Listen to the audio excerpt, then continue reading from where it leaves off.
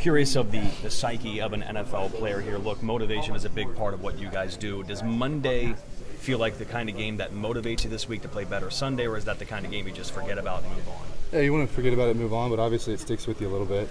It's not the performance that we want to put out there. It's not the team or the offense that we are. Our defense is out there playing good, and we just got to get things going and score some points. What do you think the offense has to do different this week to get back to the way you played the 2 weeks before? It's just all about focus. Put that game behind us, get back in here today, knock this walkthrough out, just go back to who we are, get back to the basics, and we're going to figure this thing out. I know in the NFL it's hard to replace star players, and this team right now is down some star players, Jamar, DJ, Cheeto. For you offensively, you still have so many weapons though, right? You still feel confident this team can still play at the level you expect? Absolutely. When you got 9 behind center, all things are possible. We're not freaking out. We're not going crazy. We're going to figure this thing out. Starts today with this walkthrough. We're going to hammer some details out. We're just going to get back to right where we were.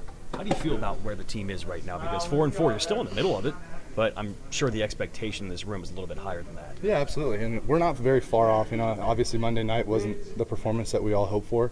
But this team is so talented all across the board. It's just little details, little footwork things here and there.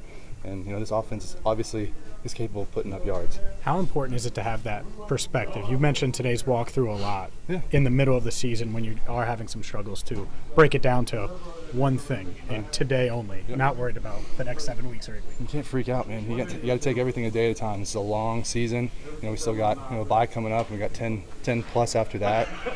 That's just how the NFL is. This is year 5 for me.